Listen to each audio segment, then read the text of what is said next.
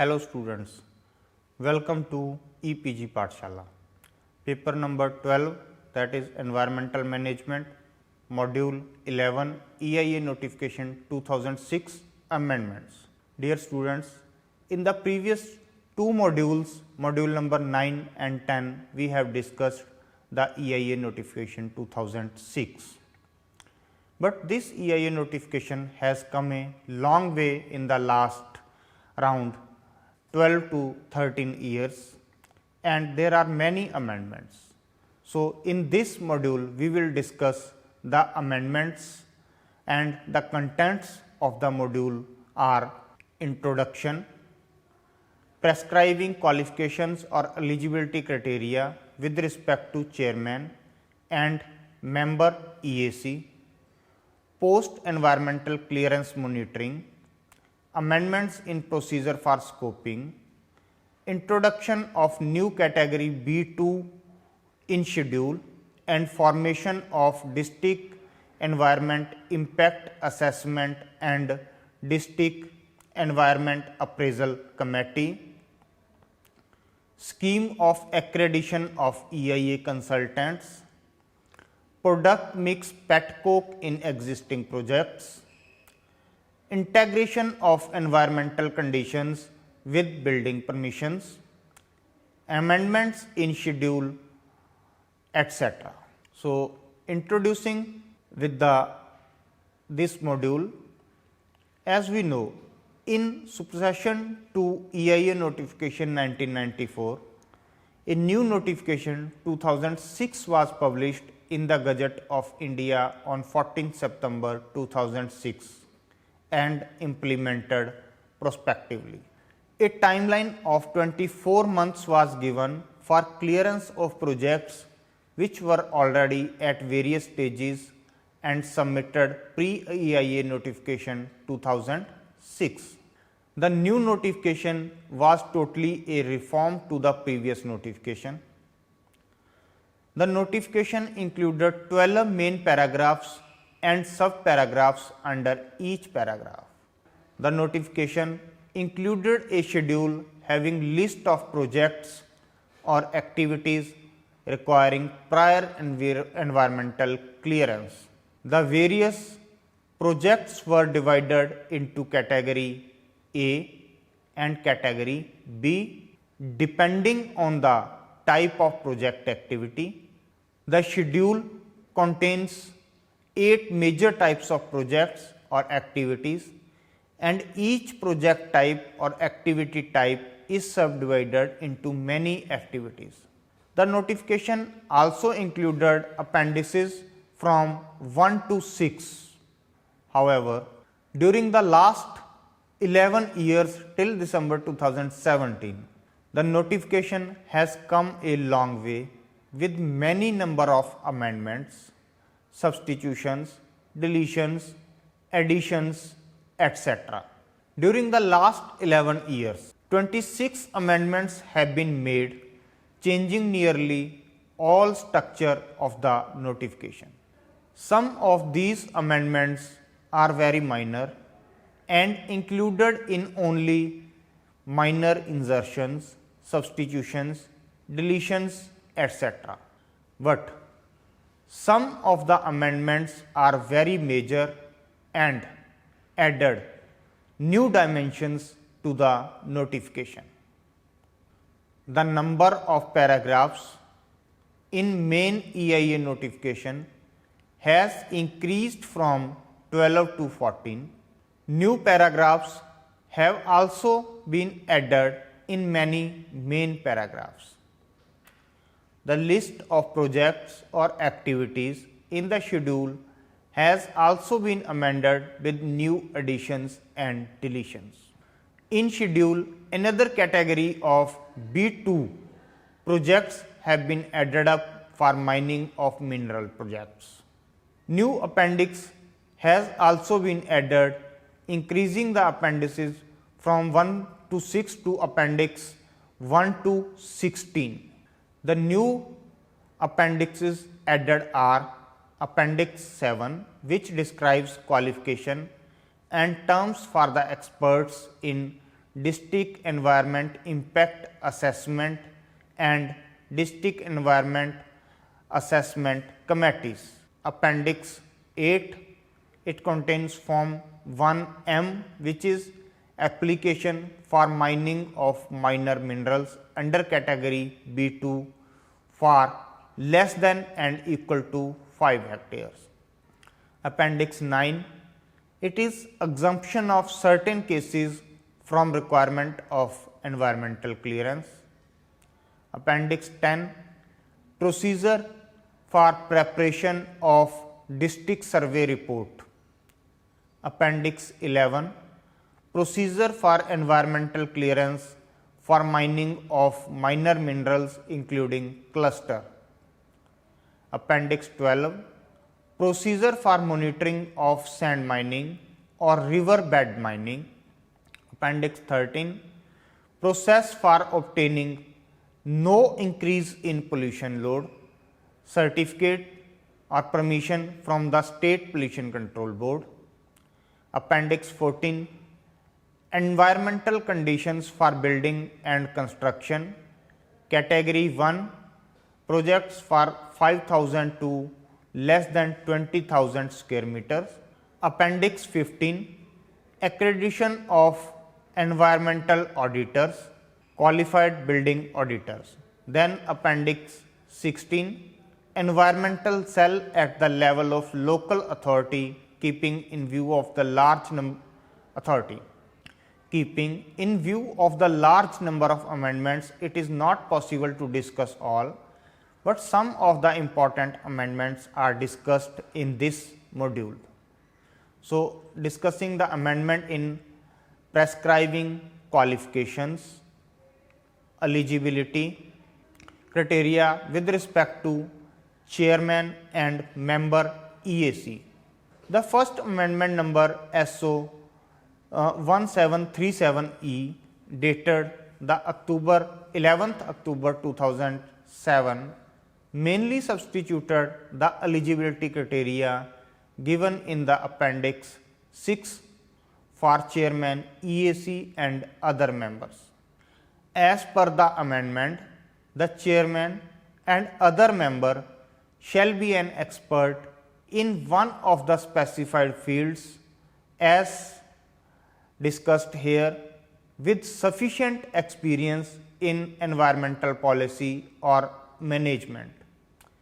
These specified fields are environment quality, experts in measurement, monitoring, analysis and interpretation of data in relation to environmental quality, sectoral project management, experts in project management or management of process or operations or facilities in the relevant sectors, environment impact assessment process, experts in conducting and carrying out environmental impact assessments and preparation of environmental management plans and other management plans, and who have wide expertise and knowledge of predictive techniques and tools used in the EIA procedure, experts in risk assessment, life science, that is floral and faunal management, forestry and wildlife, environmental economics with experience in project appraisal, public administration or management. So, discussing next amendment is regarding post environmental clearance monitoring. The first major amendment in post environmental clearance monitoring came in SO 3067E dated 1st December 2009, when in respect of category A projects, it was made mandatory for the project proponent to make public the environmental clearance granted for project along with the environmental conditions and safeguards at their cost by prominently advertising it at least in 2 local newspapers of the district or state where the project is located. In addition, this shall also be displayed in the project proponent's website permanently.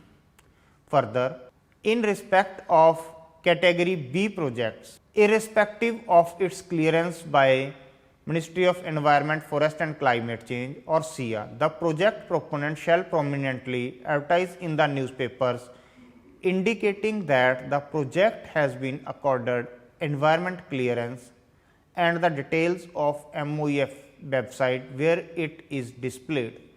The Ministry of Environment and Forests and state or union territory level environment impact assessment authorities, that is SEIA, as the case may be, shall also place the environmental clearance in the public domain on the government portal. The copies of the environmental clearance shall be submitted by the project proponent to the heads of local bodies, panchayats and municipal bodies, in addition to the relevant offices of the government, who in turn has to display the same for 30 days from the date of receipt.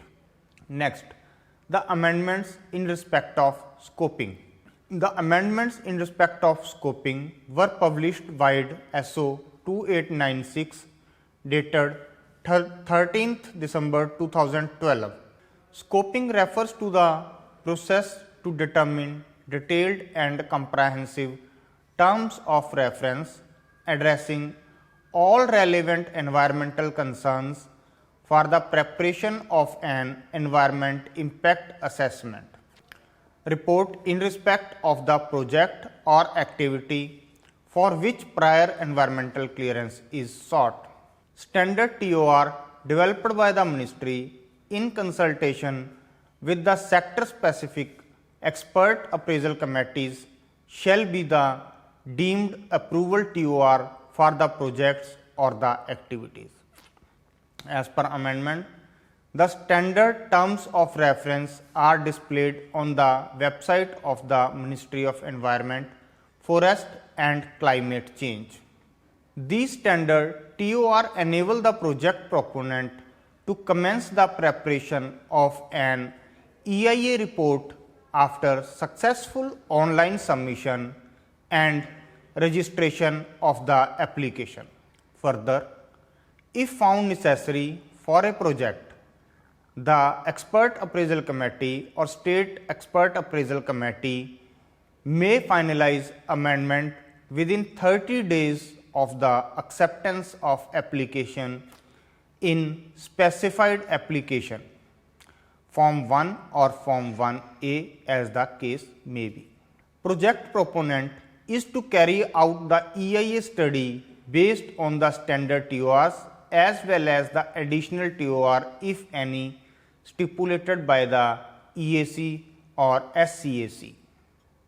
The amendment has made that some projects do not require scoping. These are: number 1, all projects and activities listed under category B against item 8A of the schedule. Number 2, all national highway and new state highways. Number 3, all highway expansion projects involving expansion of national highways greater than 30 km, involving additional right of the way greater than 20 meter involving land acquisition and passing through more than one state, and expansion of national state highways greater than 30 km involving additional right of way greater than 20 meter involving land acquisition. The above exemptions are on the provision that: number A, the project and the activities referred to in clause 1 shall be appraised on the basis of Form 1 or Form 1A and the conceptual plan.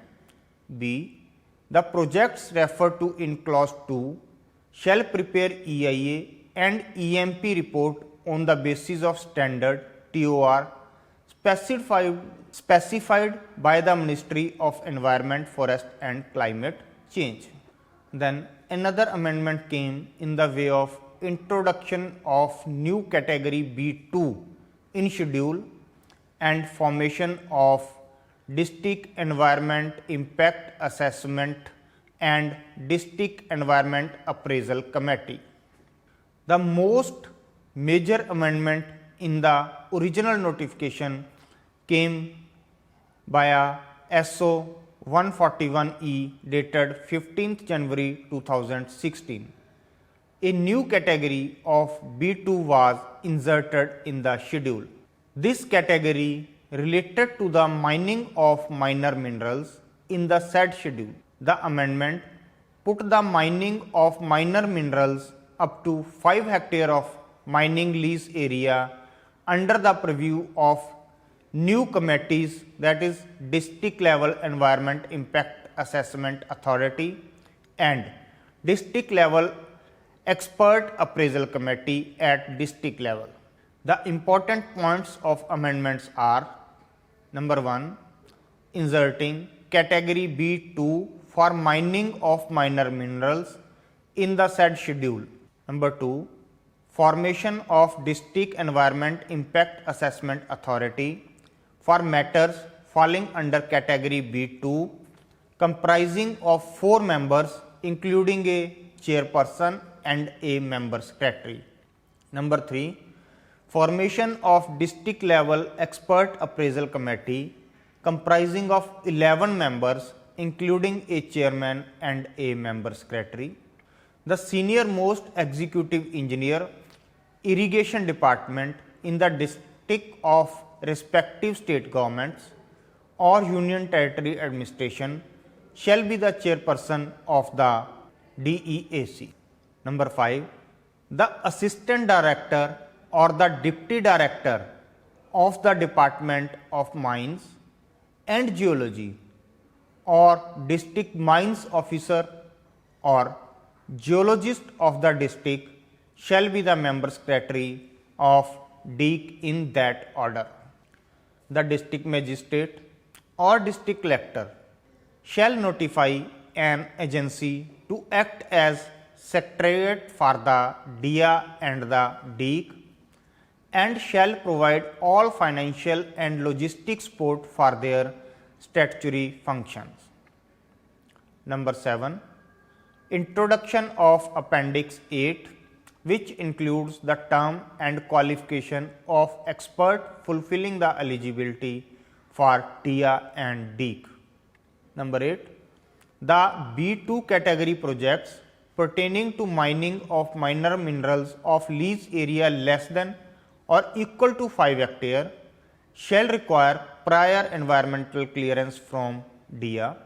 The DIA shall base its decision on the recommendations of DEAC as constituted for this notification. 9. Form 1M for mining of minor minerals up to 5 hectare under category B2 projects as given in Appendix 8 before commencing any construction activity or preparation of land or mining at the site by the project proponent. 10. Exemption of cases from environmental clearance have been specified in the Appendix 10. These are: number 1, extraction of ordinary clay or sand manually by the Kumars, that is potter, to prepare earthen pots, lamps, toys, etc. as per their customs. Number 2, extraction of ordinary clay or sand manually by earthen tile makers who prepare earthen tiles. Number 3, removal of sand deposits on agricultural field after flood by farmers. Number 4, customary extraction of sand and ordinary earth from sources situated in Gram Panchayat for personal use or community work in village.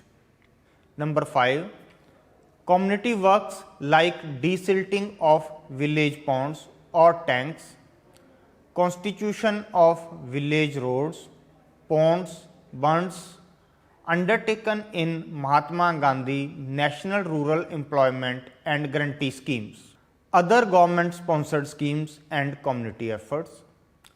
Number 6. Dredging and desilting of dams, reservoirs, barrages, river and canals for purpose of their maintenance, upkeep and disaster management. Traditional occupational work of sand by Banjara and oats in Gujarat, wide notification number GU by 90/16/MCR 2189/68/5 CHH dated 14th February 1990 of the Government of Gujarat. Number 8. Digging of well for irrigation or drinking water. Digging of foundation for buildings not require prior environmental clearance. Excavation or extraordinary earth or clay for plugging of any breach caused in canal, nala, drain, water body, etc. to deal with any disaster or flood-like situation upon orders of district collector or district magistrate. Number 11. Activities declared by the state government under legislations or rules as non-mining activity with concurrence of Ministry of Environment, Forest and Climate Change, Government of India. Then the prescribed procedure for preparation of district survey report for sand mining or riverbed mining and mining of other minerals have been described in Appendix 10. Then prescribed procedure for environmental clearance for mining of minor minerals including cluster situation is given in Appendix 11. Prescribed procedure for sand mining or riverbed mining and monitoring is given in Appendix 12. Then next amendment described is scheme of accreditation of EIA consultants. Dear students, this scheme of accreditation of EIA consultants is discussed in detail in the module 34 of this paper. However, in short, the EIA amendment through notification number SO 648 dated 3rd March 2016 introduced in new paragraph number 13 for the preparation and presentation of environment impact assessment report and environmental management plan. Through this amendment, it was made mandatory that the environmental consultant organizations which are accredited for particular sector and the category of the project for that sector with the Quality Council of India or National Accreditation Board for Education and Training or any other agency as may be notified by the Ministry of Environment, Forest and Climate Change from time to time shall be allowed to prepare environmental impact assessment report and environment management plan of a project in that sector and category and to appear before the concerned expert appraisal committee or the state level expert appraisal committee. The ministry, as per notification amendment, the ministry will also prepare a panel of national level reputed educational and research institutions to work as environment consultant organizations. As already told, the details in this regard are given in module 34 of this paper. Then another amendment came in the product mix pet coke. As per amendment, product mix pet coke in existing project wide amendment SO 3 SFV E dated 23/11/2016 was issued regarding prior environmental clearance process for expansion or modernization or change of product mix in existing projects. One of the important points of the amendment was exemption from the requirement of prior environmental clearance in case of any change in product mix, change in quantities within products or number of products in the same category for which environmental clearance has been granted, provided that there is no change in the total capacity sanctioned in prior environmental clearance and there is no increase in pollution load. The amendment further provides that the project proponent shall follow the procedure for obtaining no increase in pollution load certificate from the concerned State Pollution Control Board as described in Appendix 13 of the amended notification. Integration of environmental conditions with building permissions was the another amendment issued. The government wide notification number SO number 3999E dated 9 December 2016 put in place a new framework and an institutional framework for streaming the environmental clearance for building and construction sector. This was a step towards decentralization, delegation of powers and enhancing the ease of doing responsible business.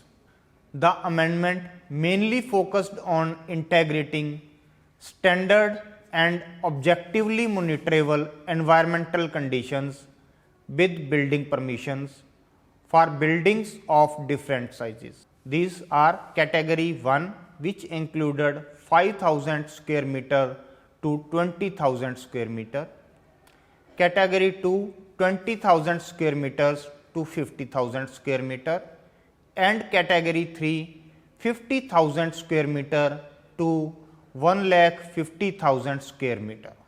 The important features of the amendment are: number 1, all building and construction projects covering 20,000 square meter and above are subject to environment clearance given by the state level environmental impact assessment authority. Under the revised norms, the environment clearance will now be issued in an integrated manner along with the building permission under building bylaws for all building constructions covering 20,000 to 150, covering 20,000 to 1,50,000 square meter of built up area.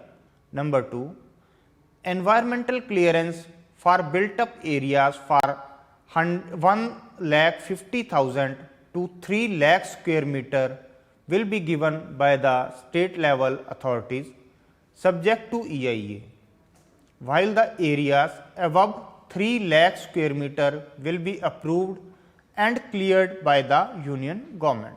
In other words, the townships and area development projects of size 3 lakh square meter of built up area or covering an area 150 hectare are being included in category A of schedule and appraised at center level. Number 3, area less than 20,000 square meter will be subject to a self declaration. However, the buildings of size 5,000 square meter to 20,000 square meter will also follow environmental norms for construction and maintenance phase. Number 4, for the first time it has been envisaged that the qualified building environment auditors as empaneled by the MOEFCC would assess and certify the building projects. For the first time, the provisions of self declaration for compliance and also certification by qualified building environment auditors have been introduced for building and environmental clearance. Number 6, It is mandatory to constitute an environmental cell in the local authorities to support appraisal, compliance and monitoring of building projects and to provide environmental planning in this area. Number 7. The environmental cell will also have independent sectoral experts. Number 8. The environment cell in the local authority will process the application and present it in the meeting of the committee headed by the authority competent to give building permission in that local authority. The committee will appraise the project and stipulate the environment conditions to be integrated in the building permission. After recommendations of the committee, the building permission and the environmental clearance will be issued in an integrated format by the local authority. Number 9. The project proponent shall submit performance data and certificate of the continued compliance of the project for the environmental conditions parameters applicable after completion of construction from qualified building environmental auditors every 5 years to the environment cell, with special focus on the parameters like energy use, which includes all energy resources, energy generated on site from on-site renewable energy sources, water use and waste water generated, treated and reused on site, wastes segregated and treated on site, tree plantation and maintenance. 10. After completion of project, the cell shall randomly check the project compliance status including the 5-year audit report. The state governments will enact the suitable law for imposing penalties for non-compliance of environmental conditions and parameters. 11.